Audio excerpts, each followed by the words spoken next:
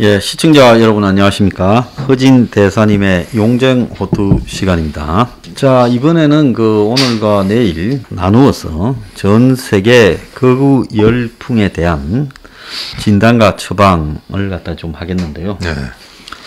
특히 이제 최근에 끝난 미국 대통령 선거에서 패장한 트럼프 사태가 지금 어떤 이 교훈을 남겼는가에 대해서 우리가 좀 이야기를 해볼 필요가 있을 것 같습니다. 그래서 왜 미국에서 이렇게 트럼피즘이라고 부르는 저런 극우 열풍, 근데 유럽과도 또 좀 다른 독특한 형태의 극우 열풍, 오히려 한국하고 좀 비슷한 국면도 있죠. 저런 게 생겼는가에 대해서 한번 말씀을 좀 해주십시오. 지금 트럼프의 등장을 저희들이 이제 극우 포퓰리즘이라고 규정할 경우에 실은 전 세계적으로 이 극우라는 게 저희들 기억으로는 1930년대 가장 창궐했다가 그 이후로는 전 세계를 휩쓰는 단일 이데올로기로 등장한 적은 없었습니다. 각국의 군사 쿠데타라든지 강경 우익 정책이 이렇게 산정한 경우는 있었습니다만, 근데 이번에 이제 트럼프가 등장하면서 특히 한 5, 6년 그 전부터 유럽의 이제 의회에 극우 정당들이 진출하면서 거의 유럽 대륙과 북미 대륙에서 동시적으로 일어난 현상이 아닌가 그렇게 저희들이 보고 있는데, 트럼프 주의가 정말 이게 정교한 어떤 극우 이데올로기는 아닙니다만, 일단 이게 유럽 어떤 극우 운동하고 서로 이렇게 상호 의존 작용을 일으키면서 지금까지 왔다고 그렇게 한번 보는 게 타당할 것 같습니다. 그래서 저게 계급 문제로 보기에도 조금 애매한 게 계급 문제로 하층 계급의 반란이라고 보면 트럼프를 지지하는 사람이 흑인들이나 히스패닉하고 연대를 해야 되잖아요. 그런데 또 그건 아니죠. 흑인이나 히스패닉 이민자를 적으로 규정하지 않습니까? 그래서 블랙 라이브스 메타라는 그 흑인 운동을 비판하면서 맞서는 그런 입장을 가지고 있잖아요. 그래서 이번에 지금 현재 나타나고 있는 극우 포퓰리즘은 과거의 형태는 좀 다른 것 같습니다. 그러니까 지금 간단히 말씀드려서 지금 공화당이라는 게 보수라고 규정하고 민주당을 진보로 했을 경우에 이 대체적으로 이제 노동계급이 민주당을 지지하는 거고 중상층과 자본가들이 이제 공화당을 지지하는 건데, 이건 역진 현상이 나타났지 않습니까? 소장님이 이미 4, 5년 전에 예측하신 대로 그 현상이 굉장히 특이할 만한 거고, 그 다음에 여기에서 여러 가지 계급 배반이 일어났다는 거 하나, 그 다음에 미국에서 이렇게 트럼프가 나와가지고 이 난리를 친 거는 결국 미국 사회가 지금까지 지탱한 자유민주주의 골관이 흔들리고 있는 게 아닌가. 근데 그 골관이 흔들린 이유는 경제가 좋을 때는 잘 확인하기 힘듭니다.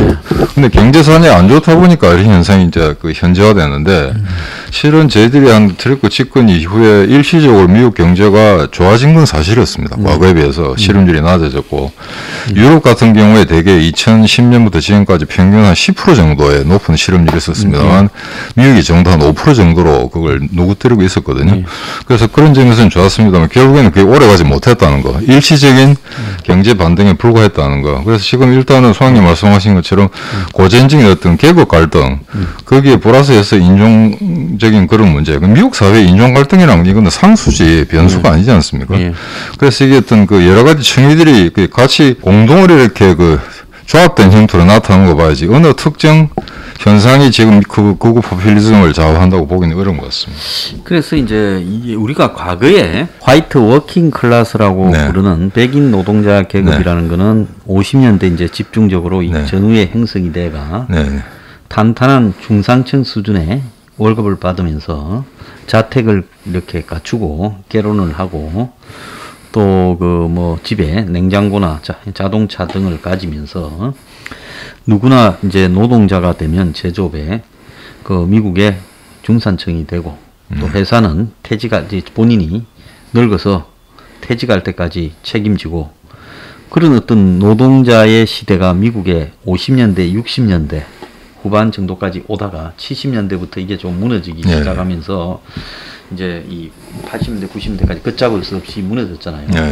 그래서 전통적인 의미의 백인 화이트 워킹 클래스라는 계층이 무너지면서 그 자리를 이제 대신하는 말로, 이제 조롱하는 말로 화이트 트래시, 힐빌리, 레드넥 이런 이야기가 나왔잖아요. 그러니까 제조업이 사라져버린 자리에 이 백인이 할 수 있는 이런 허접한 네. 뭐 시골에 네. 허접한 일자리를 전전하거나 네. 아니면 뭐 돈 안 되는 네. 그 뭐 농사 소농으로 짓는가거나 이런 식으로 일종의 낙오되고 소외된 이 백인층을 중심으로 분노가 한 20-30년 이상 쌓여오다가 네, 맞습니다. 이제 트럼프 때 터진 거 아니냐. 네, 네. 이게 신자유주의가 되고 글로벌주의가 되면서 네. 월가는 돈을 보고 네. 또 실리콘밸리의 이 IT 빅테크 기업들도 돈을 벌고 네. 세계화를 통해서. 네. 근데 그 사람은 외국에서 돈 벌고, 네? 그리고는 뭐 미국의 일자리는 점점 질 낮은 일자리로 이렇게 가게 되고. 네. 이제 여기 속에서 또 하나 추가된 부분이 이제 뭐 PC 정치적 올바름이라고 이제 민주당이 추구하는 여러 가치들 있지 않습니까? 이런 부분이 꼴사납게 보기가 싫었던 거 아니에요? 인종차별을 뭐 반대한다 하고 뭐 페미니즘 또 동성연애.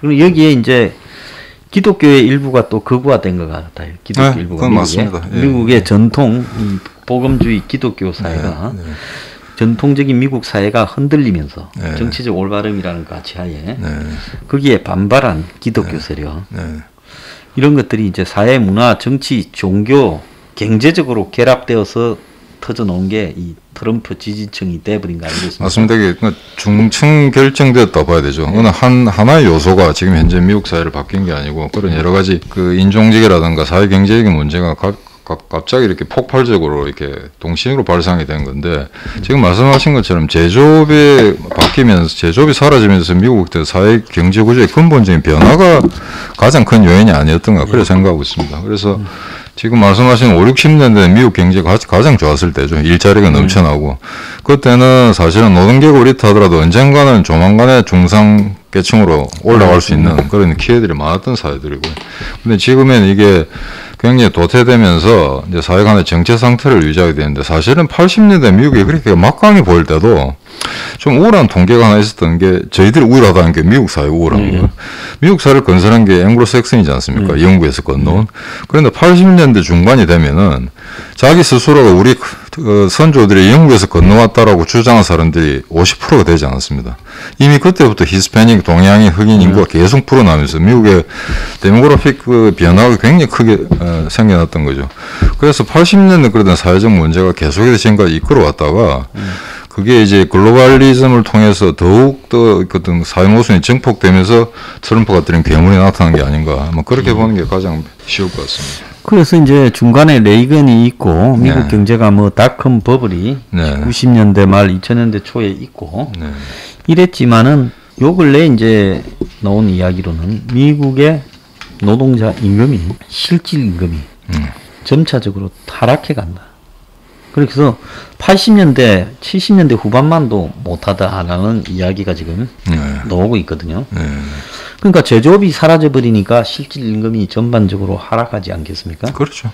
네, 그러니까 제조업이 사라진 일자리에는 이제 흔히 말하는 2만 불대, 3만 불대, 4만 불대의 허접한 뭐 경비일, 서비스직, 그다음에 뭐 캐셔 일, 점원, 그다음에 뭐 식당 같은 데서 이렇게 일하는 이 식당에 일하는 시중드는 일 이런 것들이 이제 보편화, 질 낮은 이 서비스직이 보편화되면서 이제 거기에서 좀 소외 낙오된 또 정치적 대변을 상실한 백인층들이 트럼프한테 다 몰려들고 이제 그런 부분에 또 다양한 이유로 여러 계층들이 이제 붙기 시작하면서 지금 미국의 지금 이 포퓰리즘이 시작됐다 이래 봐야 되는데요.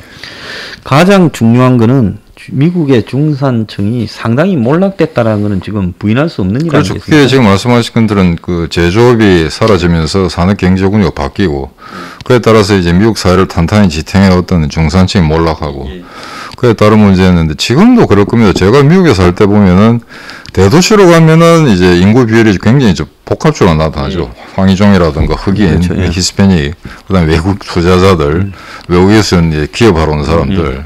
근데 네바다나 아리조나나 콜로라도는 미국 내부로 들어가면 흑인이나 황의종을 볼 수가 없어요. 찾을 수 있더라고요. 결국 이제 백인들이 이제 다 근데 백인들 일자리는 잃고 농사는 짓고 있는데 옛날에 그 참 그 올드 앤 굿 데이즈 그 옛날 50년대, 60년대 그건 다 가고 이제 허접한 일자리만 남았는데 그건 지금 현재 한국 상황과도 마찬가지일 겁니다. 2016년에 보면은 미국 경제가 잠깐 반등한 듯이 보였습니다. 통계상으로. 그런데 소장님 말씀하신 것처럼 우리나라도 지금 정부가 자꾸 거짓되게 뭐 실업률이 낮아졌다든가 새로운 일자리가 창출됐다고 하는데 그게 더 허접한 것들이지 않습니까? 60, 70대는 노인네들한테 조그만 일자리 주고 미국도 아마 그런 현상에서 크게 바뀐 것 같지는 않고. 딱 그렇게 나오더라고요. 예. 트럼프 들어서 일자리가 좋아졌다라는 것도 결국은 보면 2, 3, 4만 불대의 일자리가 급증했다. 그런 거지. 실제로 그 안정적인 일자리는 그 중에 별로 없었다라는 거거든요. 그 다음에 요 위기를 겪으면서 갑자기 이제 워낙 돈을 많이 풀다 보니까 어쩔 도래는 현상인데 중국 위안화가 올라오고 달러가 많이 떨어지지 않습니까? 그러다 보니까 이제 얼마 전에 외국 직접 투자가 중국이 세계 1위로 나왔더만요. 근데 그건 뭐 당연한 현상이죠. 중국의 미래가 밝아서 직접 이루어진 데보다는 위안화 가치가 상승하니까 일시적으로는 이제 그쪽으로 돈이 몰리게 되는데 그렇다고 해서 위안화가 계속 평가 절상되는 게 좋은 건 아니죠. 그래 되면은 결국 수출 경쟁력이 상실되는 거니까 그것도 오래 지탱할 수는 없을 겁니다. 그래서 저렇게 트럼프한테 7천 그때 422만 표가 결집했다는데 저렇게 결집하는 동안에 이게 이제 70년대부터 이런 현상이 나타났는데 50년이 흐르는 동안에 미국 사회가 제대로 미국 사회에서 벌어지고 있는 현상을 정리해서 이데올로기적 가치로 제시하지 못한 것 같아요. 그 60년까지는 사실은 민주당 공화당의 어떤 이데올로gi적 차이라는 게 별로 없었던 것 같습니다. 물론 약간의 어떤 그 가치 정향이 있어서 서로 차이난다 할 수 있는데 제가 미국에 사는 지인한테 듣기로는 케네디 사후 암살되고 이후에 굉장히 미국이 과격화됐다. 그러면서 이제 그 표심을 잡기 위해서 양 정당이 이제 쓸데없는 외부에서 다른 이질적인 요소들을 막 받아들이게 되죠. 그러다 보니까 이제 소위 말해서 미국적 전통적인 가치가 훼손되면서 기독교 같은 게 굉장히 보수화되고 우리 잘 알듯이 그 네바다 텍사스주의 그 복음주의 세력들. 근데 그 복음주의 세력이 어떻게 트럼프를 갖다 구세주로 모시게 된 게 굉장히 종교상으로도 굉장히 불행한 사건이었습니다. 이건. 그래서 이제 거기에 보면 미국이 원래 전통적으로 이 교회를 중심으로 반지성주의가 이렇게 있었고 그런 흐름에다가 저 미국의 이제 이 선거 때 극단적인 이 정치적 대립. 미국도 한국만큼 저렇게 어느 정당을 지지하느냐가 극단적이지 않습니까? 미국이 이렇게 아마 링컨의 남북전쟁 그 이후로 이렇게 아마 분리돼가지고 서로 사회적 갈등이 증폭된 예는 없는 것 같습니다만 지금 수학님 말씀하신 그 미국의 어떤 반지성주의 이게 아마 여러 가지 관력이 있을 수 있는데 과거에 책을 쓴 사람이 있더라고요. 리처드 홉스테턴가 한 사람. 아마 이름으로 봐서는 이 사람 독일계 같은데 그래서 제가 선거의 형태를 쭉 보면은 북미 대륙하고 유럽에 많이 살았습니다만 유럽 같은 데는 총선이 있더라도 도대체 거리에 벽보라는 게 없어요. 선거유서도 없고. 왜냐하면 그 사람들은 이제 의원내각제를 하다 보니까 당의 정강정책 그다음에 새로운 프로그램을 보고 유권자들이 투표하는 거지 어떤 인물이 나오는 거는 전혀 문제가 안 되거든요. 근데 이제 우리는 미국 제도를 받아들여 보니까 미국의 대통령 선거 유사한 현상이 나타나는데 미국 대통령 선거 캠페인 보시면은 이게 과연 이성이 작동하는 나라인가 의심스러울 때가 많습니다. 거의 뭐 우리처럼 그냥 대깨문들이 모여가지고 난리치는 거. 그 다음에 점점 갈수록 과거에는 선거 캠페인이 이렇게 조직적이고 안정화됐었는데 지금 선거유세 도중에 대통령에도 욕설을 퍼붓는다, 멱살을 잡는다, 경호원들이 뛰어들어간다는 게 바이든도 있었고 트럼프도 있었거든요. 최소한 10년 전에 이런 현상은 볼 수가 없었습니다. 미국 내에. 그래서 미국이 굉장히 어떻게 보면 유권자들의 사회 전체가 좀 이렇게 천박해진다고 할까요. 그런 점에서는 미국이 갖고 있는 정치제도, 그 선거 캠페인의 문제, 선거제도에 천문학적인 돈을 쏘아부으면서 국민들을 이제 우민화시키고 있다는 거는 유럽하고 상당히 차이가 있는 것 같습니다. 그 다음에 이제 미국의 그 지금 거구파 일부는 뭐 네오나치라고 표방을 하고 있고 또 인종적 분노를 하고 있죠. 자, 그거하고 이제 히틀러의 나치하고의 이제 관계 이런 걸 또 볼 수 있는데 지금 미국의 거구의 경향이 점점 그런 쪽으로 비슷해져 가고 있는 것, 외국인에 대한 경멸, 그 다음에 어떤 이 하나 이짐의 대상을 설정하는 거, 맞습니다. 그리고 아주 그 반대 이 하는 일종의 민족주의적 경향 이런 것들이 이제 계속 심화되고 있는데 그래서 이제 그런 부분이 어떤 측면에서는 나치가 결성될 때하고 좀 유사한 측면도 많이 보여요.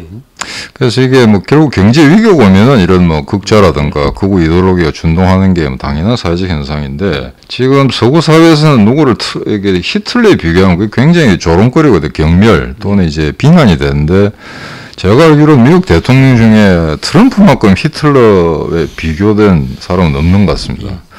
근데 이 사람이 지금 뭐 근데 흔히 나치라고 하는 건데 과연 이 사람이 어떤 나치와 같은 정교한 이데올로기인가 그건 아닌 것 같은데 히틀러는 나의 투쟁을 썼지 않습니까? 마인캄프. 근데 이 사람은 아마 거래 기술이라는 게 1987년에 쓴 것 같은데 이거는 경영에 관련 이야기죠. 비즈니스 관련된 이야기인데 놀라운 거는 1987년에 출간돼 가지고 32주 동안 1위자를 차지했더라고요 이 책이. 근데 1987년에 소장님 생각하실 겁니다. 막 그 하버드 대학의 폴 케네디 교수가 Rise and Fall and Great Powers, 그러니까 강대국의 흥망성쇠. 그 책을 정치학계 베스트셀러 내놨는데 이 책이 2위였습니다. 그 정도로 트럼프가 그 당시로서 경영학계에서 상당히 그 천재적인 또 돈이었다고는 인정을 받습니다만 과연 그럼 이게 미국 지금 극우파들의 나치냐? 물론 뭐 그 안에 이제 네오나치들이 일부 가해를 했다든가 그다음에 백인 우월자들이 같이 이제 가세해서 했습니다만 사실은 그렇지는 않은 게 독일의 나치당이라는 건 처음부터 조직이라는 게 있었습니다. 조직을 가지고 운동을 하면서 거기에 이제 언론들이 그 설명을 해서 인터프리테이션을 했었는데 트럼프 같은 경우는 그런 조직이 없죠. 이데올로기, 극우 이데올로기를 구현할 그런 어떤 서적이나 이론체계나 조직도 없고 단지 그런 사회 운동이 발현되면서 미국의 언론들이 이제 갖다 붙인 거죠, 이름을. 아, 이거는 뭐 극우주의적 현상이다. 그래서 이제 참고로 이제 그 히틀러가 직접 언급한 4가지 요인을 제가 설명을 해보자. 읽었습니다. 나치의 인종주의 그 세계관. 이게 지금 미국의 트럼피즘과 얼마나 차이가 나는지. 자, 1. 모든 사회적 진보는 강자가 선택되고 약자는 소멸되는 생존 경쟁에 이루어진다. 뭐 당연한 거죠. 사회적 다윈이즘. 두 번째. 두 인종 사이의 혼혈은 우수한 인종의 퇴보를 야기시키며 이러한 혼혈은 문화적, 사회적, 정치적 쇠퇴의 원인이 된다. 그러니까 피해 순수성을 유지해야 사회가 발전한다는 겁니다. 문화와 사회제는 직접적으로 인종의 고유한 창제력을 표현하나 모든 우수한 문명과 중요한 문화는 한 인종 또는 극히 소수의 인종이 창조된 것이다. 결국 북방민족과 아래한 인종, 최소한 앵글로색슨만이 세계를 지배할 수 있다는 거죠. 네 번째, 문화를 창조하는 아리안족에서 자기 보존의 이기주의에서 공동사회를 위한 책임으로 전환되며 지성보다는 성실과 이상주의, 명예를 존중하는 것이 아리안족의 탁월한 도덕적인 특질이다. 결국에는 소장님 말씀하시는 반지성주의를 갖다 공개적으로 표방하고 있는 겁니다. 그런데 이 히틀러가 요약한 이 인종주의 철학하고 지금 트럼피즘을 비교하자면 이건 엄청난 차이가 있죠. 사실 이 아주 편협한 인종이론을 트럼프가 또는 트럼프를 추종한 사람들이 이걸 그대로 모사를 한다든가 이걸 재구성해서 발표할 수는 미국 사회에서 살아남을 수 없는 일이고 이미 미국은 다민족 국가가 됐습니다. 그래서 이 독일의 어떤 독일 나치의 그 인종적인 철학하고 그에 비해서는 지금 트럼피즘이라는 거는 정말 무분별한 어떤 종잡을 수 없는 어떤 정치적 선동의 어떤 사회 현상이지 그 앞으로 어떤 미래의 비전을 위해서 또는 그릇되건 옳건 간에 정치적 비전을 제시한 운동이라고 보기는 힘들 것 같습니다. 그래서 뭐 트럼프는 시대의 흐름을 해서 포착해서 분노한 백인 대중들이 있다라는 거는 캐치했지만 그걸 이제 뭐 이론적으로 뒷받침을 한 사람이 스티브 배넌이라고 하지만은 이 배넌이라는 사람의 정치 사상이 거의 짬뽕이거든요. 그래서 이게 어떤 이념으로서 가치를 가지기에는 극우 포퓰리즘으로도 불안정한 부분이 많아가지고 본인은 뭐 미국의 이 극우 포퓰리즘을 세계로 수출해서 가겠다고 유럽에 가서도 연설을 하고 선동도 했지만은 이 사람의 그 머릿속에 제대로 정립된 극우 사상이 도대체 뭔가에 대해서 자기도 제대로 정리를 못한 것 같아요. 저도 책이나 뭐 TV가 유튜브 가도 봤는데 좀 종잡을 수 없는 것 같습니다. 이렇게 명확한 그런 뭐 태제 같은 게 나오진 않은 것 같고요. 단지 지금 우리가 어떤 권력을 잡을 수 있는 좋은 기회가 왔다. 뭐 그런 현상만 계속 부풀려서 이야기한가 하는 그런 생각이 듭니다. 그냥 일종의 선동가에 불과하지. 그 선동의 그 배경이 되는 왜 미국 사회가 이렇게 됐고 어디로 가야 되는가 하는 종합적인 그림은 갖추지 못했다는 거죠. 그렇죠. 그래서 배넌이라는 사람이 정말 자기가 게벨스 같은 이데올로그가 되려면은 트럼프하고 짜가지고 현재 미국 사회가 당면하고 있는 문제가 뭐며 그다음에 민주당이나 소위 말해서 미국 내 좌익 세력이 어떻게 미국을 망가뜨리려 한다는 것 갖다가 명확하게 분석적으로 표현을 해야죠. 그런 현상 진단하고 난 다음에 이러이러한 처방이 필요하다. 그래서 예컨대 사상적으로 만약에 기독교의 85% 표심을 잡았다면은 그 기독교의 가치관을 우리가 다시 재구성해서 실현하고자 하겠다라는 그런 어떤 엄격한 종교관 이런 게 어떤 정치 이데올로기에 포함됐어야 되는데 지난 4년 동안 트럼프가 저희들한테 보여준 거는 단지 선동과 거짓말 위에는 그런 어떤 그 정교한 이론 체계를 저희들한테 보여주지 못했습니다. 그게 가장 큰 실수라고 볼 수 있는 거죠. 그래서 도대체 이 뭐 고립주의를 하자, 그다음에 네. 인종주의를 하자, 그리고 반이민 반난민을 가자, 네. 또 뭐 이 미국 독자성을 갖추자, 미국 고유의 문화를 지키자, 네. 이런 식으로 다양하게 늘어놓긴 했는데 네. 왜 지금 이게 필요하고 앞으로는 어떤 방향으로 가야 된다. 그리고 트럼프가 아니더라도 이 이념이 어떻게 진행되어 가야 된다 말은 하지 못한 채 단지 트럼프로 하여금 좀 더 선동을 하도록 부추기는 역할 정도 하는데 그쳐버렸다는 거죠. 그래서 지금 공화당 같은 이런 역사적으로 좀 오래된 정당이 트럼프 한 사람한테 질질 끌려다니면서 만약에 자기들이 결국 트럼프 외에 다른 인물을 발굴하지 못했다면은 최소한 이건 어떤 그 현재 어떤 미국의 어떤 위기를 갖다가 자기들이 극복하겠다. 그래서 대안으로 제시할 경우 아주 정교한 대안들을 만들어내야 됩니다. 그런데 아주 구체적으로 법인세를 얼마로 하겠다든지 그래서 어떤 기업자들의 투자액을 폭도한 실험들을 언제까지 잡겠다든지 이런 뭐라 구체적으로 법안이나 그다음에 행정 정책으로 나와야 되거든요. 근데 이게 굉장히 무질서하고 그냥 트럼프가 오늘 뭘 하나에 따라가서 언론이 받아 적는 거기에 행정 관료들이 따라가는. 트럼프가 실제로는 월가를 비판을 많이 했어요. 대선 때는. 그런데 대통령이 되고 난 뒤에 월가의 탐욕적인 자본가들을 봐줬지. 실제로 트럼프가 월가를 규제를 한 것은 없어요. 그렇죠. 그러니까 트럼프의 가치나 사상이 말뿐이라는 거죠. 이런 부분에서 보면요. 그래서 그 전에 오바마도 아마 상당히 민주당 캠페인 때는 굉장히 이제 과격한 발언을 내놓다가 대통령 되고 날 때는 법인세 안 올리더라고요. 그리고 뭐 월가를 많이 봐줬고 한 명도 깜빵 안 보냈죠. 금융위기에 책임을 물었어요. 그래서 지금 미국의 이 우파의 이 문제를 보면 극우파의 이론 실천이 부재한 선동 정치만을 하고 있다. 그래서 적어도 어떤 가치가 이념 체계를 갖추려면 이 트럼프라는 개인의 이해관계를 넘어서서 앞뒤 처음과 끝이 숨이 일관하는 어떤 이 내용이 있어야 되는데 미국에 지금 거구에서 돈 버는 사람 많아요. 러시 림보도 있고 뭐 베넌도 있고 이런 사람들이 많지만은 이런 미국의 거구 세력들이 보면 대중을 상대로 한국의 유튜버들처럼 거구 유튜버들처럼 돈벌이나 하지 실제로 이 미국의 거구 사상이 뭔지를 집대성해서 왜 기존 보수가 한계에 이르렀고 공화당이 한계에 이르는가를 그 분석해서 제대로 책 하나 없어요. 그러니까 그게 막 유튜브들이나 소위 말하는 그런 어떤 그 지식인들이 안 된다면 공안학이라는 조직 자체에서 뭔가 만들어냈어야 되거든요. 결국 법안의 형태로 또는 구체적으로 뭐 행정명령 또는 어떤 그 중장기적 정책. 근데 이런 걸 저희들이 아무리 모니터를 해도 그런 거 발견할 수가 없었고 이거는 결국 공화당이 이런 식으로 가다가는 트럼프 하나 때문에 앞으로 당분간 정권을 잡는 것도 진짜 힘들지 않겠냐 이런 생각을 갖게 진짜로 그 메이크 그레이트 메이크 아메리카 그레이트 어게인 마가를 하려면 예를 들어서 제조업 일자리를 복원하는 것이 중요하지 빅테크 기업 저거 미국에 아무런 돈 안 된다.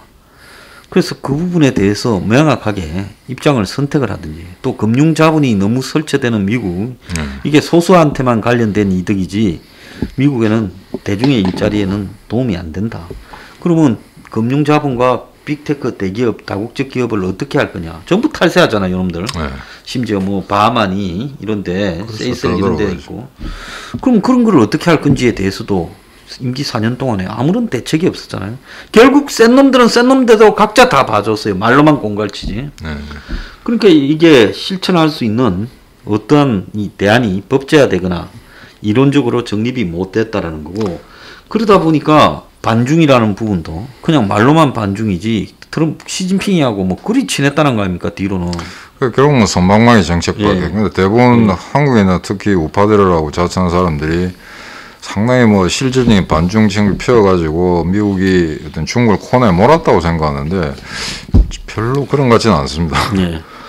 자, 그러다 보니까 말만 과격하고 정책이나 이런 내용들도 그냥 단편적으로 보여주는 쇼 정책들, 뭐 당장 뭐 이슬람 국가는 이렇게 미국에 입국 못해부터 시작해서 뭐 어떤 포도사가 멕시코로 공장 올리는 거 공장 못 올려. 그래서 뭐 남기로 했다. 이런 정도지. 그렇게 함으로써 미국에 어떻게 축적되어서 미국 사회의 기존의 문제들의 이 고쳐짐이라든지 이런 것들에 대해서 흐름을 만들지를 전혀 못했잖아요. 그러니까 트럼프가 결국 백인 그 하층민들, 하층 노동계급의 지지를 받고 당선이 됐는데 실제로는 백인 노동자들의 한계 뭐냐? 별로 tangible 소득이 없습니다. 이런 결과들이 전혀 나타나지 않고 있고 결국에는 이제 선거용으로 잠깐 써먹다가 결국 국가와 자본이 하나 유착하게 된 그런 문제인데 거기에 대해서 상당히 아마 깨어있는 노동계층이라면 상당히 실망을 표현했을 겁니다. 특히 우익들 이번에 뭐 이상한 옷까지 입고 그냥 의사당까지 침했는데 아주 비겁한 모습을 보이니까 우리가 당했다, 속았다고 이야기할 수도 있고 그리고 이걸 비교해보면 오히려 나치 땅보다 훨씬 못한 게 나치는 나름대로 정책 프로그램이 있었거든요. 있었죠. 예, 근데 아우토반 같은 거 히틀러가 거의 한 폭스바겐 차도 4년 동안에 독일 전역에 3,000km의 고속도로를 닦았거든요. 그 다음에 이건 좀 믿기 어려운 일입니다만 동물 보호법을 세계 최초로 만든 게 독일입니다. 곳곳에 사회 문화 그다음에 경제 정치 곳곳에 그런 어떤 구체적인 법안을 통해서 만들었거든요.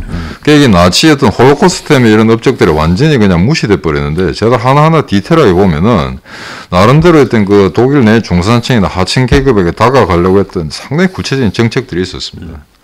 근데 트럼프는 별로 그런 게 없던 것 같습니다.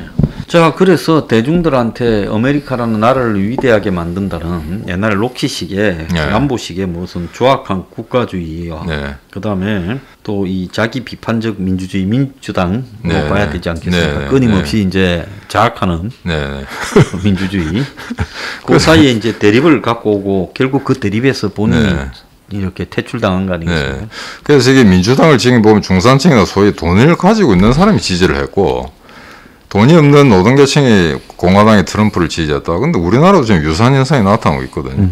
되게 돈 없고 교육 수준이 낮은 사람들이 우파가 많고 우리나라에도 미국과 유사한 현상이 나타났습니다만 저희들이 교과서 위주로 보자면 보수 우파는 주로 이제 작은 정부 국가 개입을 최소화하면서 시장 경제의 폭을 넓히는 걸 갖다 근본 이념을 하고 있고 민주당의 소위 진보 정당 같은 경우는 그 반대인데 최근에 트럼프는 보면은 결국에는 그에 대해서는 국가 권력을 이용한 데 대해서는 좌파들이나 민주당은 별 차이가 없는 것 같습니다. 결국 국가 권력을 강화함으로써 트럼프가 말하고 싶은 걸 갖다가 지금 추구하겠다는 건데 그러면은 이게 기존의 시장 경제 또는 미국의 월가의 관계를 어떻게 정립할 거냐 이에 대해서는 별다른 뭐 어떤 설명이나 구체적인 법안이나 또는 경제정책 어느 걸 봐도 혼탁하게만 이루어지고 있거든요. 그러니까 이거는 사실 미국 우파들이 그거에 4년 동안 집권하고 있으면서 아무런 정교한 프로그램을 못 만들어냈다는 거 이게 트럼프 실수가 아닌가 싶습니다. 미국을 위대하게 가자는데 이 사람들이 생각하는 위대한 미국이 과연 어느 때의 미국이었는가라는 걸 뭐 자유로워서 1950년대 60년대가 그때 팍스 아메리카나 그때가 제 1개로 봐야 되겠죠. 그 다음에 언론에서는 이제 그 다음에 월남전을 좀 비패했다가 레이건이 정권을 잡은 80년대 막 그때는 팍스 아메리카나 제 2기로 본다면은 자기들은 3기 정도로 생각하고 있었겠죠. 그리고 이제 중요한 게 그때와 달라진 게 인종차별에 대한 부분들이 그때와는 이제 완전히 달라졌는데 그걸 역으로 50년대, 70년대로 미국이 돌아간다는 것은 거의 불가능한 이야기 아니겠습니까? 현실점에서 봤을 때 더 다운화됐죠.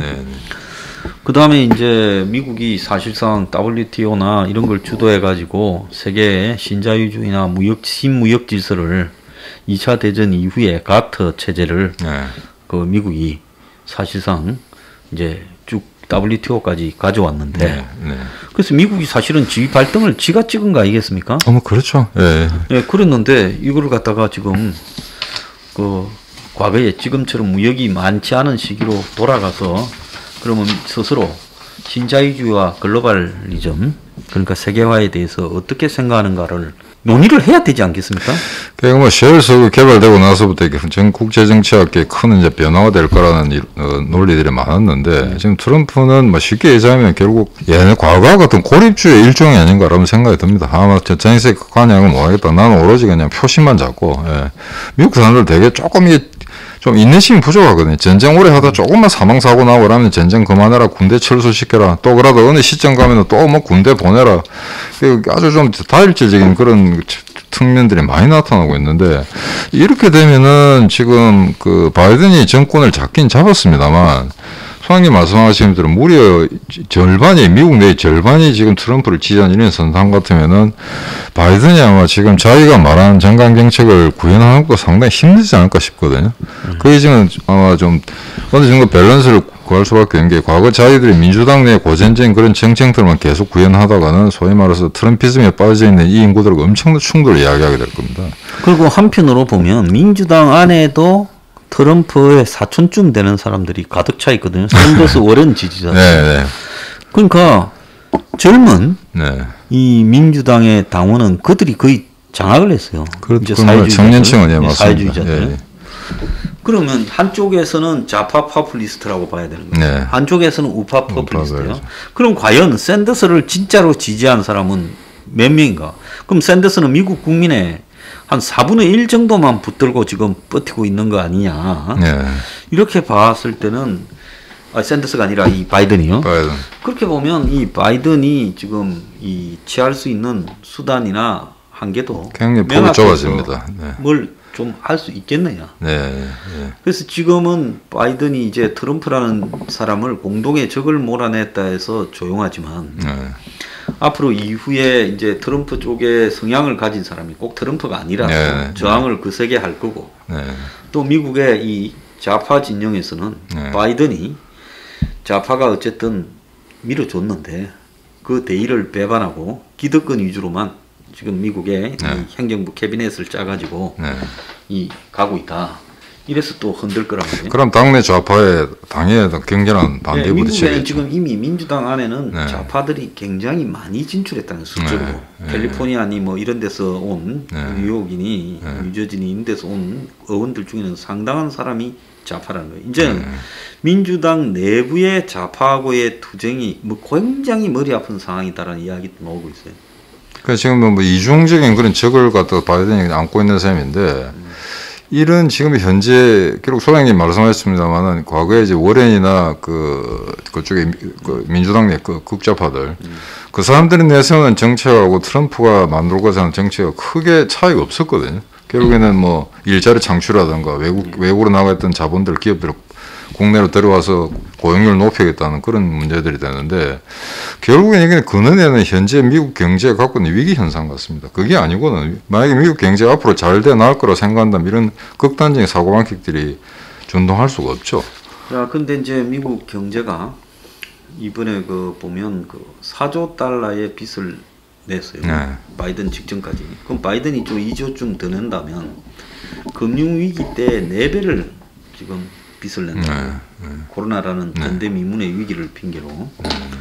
그럼 미국 경제가 지금 이 금융위기 때도 가보지 않은 길을 가서 앞으로 뭔 일이 벌어질지 두려웠는데 지금 이거는 뭐 거기에다가 하나의 안개가 하나 더 끼어버린 거예요. 이중 안개 속에서 지금 표류해야 되는데 과연 이런 상황에서 저렇게 많은 빚을 쌓은 상황에서 경제가 어떻게 갈 건지를 이야기할 수 있는 미국에 과연 이 경제 전문가나 화폐 재정 전문가가 있겠느냐. 그래서 미국이 어찌 될지 모르는 길로 지금 들어서고 있다라고 봐야 되는 거죠. 그래서 바이든으로서는 이제 두 가지 과제를 동시에 달성해야 되겠죠. 하나는 코로나 사태 이후에 완전히 망가진 미국 경제를 갖다 부흥시키는 문제. 결국 이제 그 자기들 뭐 좌파가 됐든 우파가 됐든 미 국민들의 요구를 충족해야 되는 그런 국가 재건의 문제가 하나 있고, 그 다음에는 지금 당내 좌파를 어떻게 좀 설득해 나갈 것인가 하는 문제. 만약에 민주당 내에서 그걸 제대로 자기 입장을 정립하지 못한다면은 트럼프가 앞으로 어떻게 나올지, 그 다음에 공화당이 어떤 모습을 보일지는 잘 모르겠습니다만, 바깥에는 적과 싸우는데 안에 지금 당내 좌파로부터 맹공을 받게 된다면 이거는 뭐 4년 동안 어떤 트럼프와 같은 그런 문제가 똑같은 문제에 직면하지 않을까 그런 우려가 됩니다. 바이든이 뭐 수성을 하는 부분에서는 네. 무난한, 네. 모나지 않은 미국이 전성기에 네. 대통령으로 무난한 협상가라고 볼 수 있겠지만은 네. 미국이 지금 굉장한 위기에 빠졌을 때 네. 바이든이 미국 사회를 철저하게 개혁하면서 미국의 변화를 제대로 만들어 갈 수 있겠는가라고 봤을 때는 제가 볼 때 이거 거의 어렵다. 그래서 문제가 더 심화되면서 네. 미국이 더 지금 나락으로 떨어져서 이 사회적 충돌이 심화될 거다라고 예측은 되는 거죠. 근데 이렇게 많은 돈을 풀었을 때 아무리 미국이 월가가 있다고 하지만 이게 국가 재정 위기가 오지 않을까요? 이런 그러니까 식으로 갖다 자기들이 보시면은 기축화폐 나라기 네. 때문에 저렇게 마구 풀어도 찍어내겠다. 버티지만 네. 만약에 미국이 아니고 다른 나라가 저렇게 돈을 풀었다면 저는 네.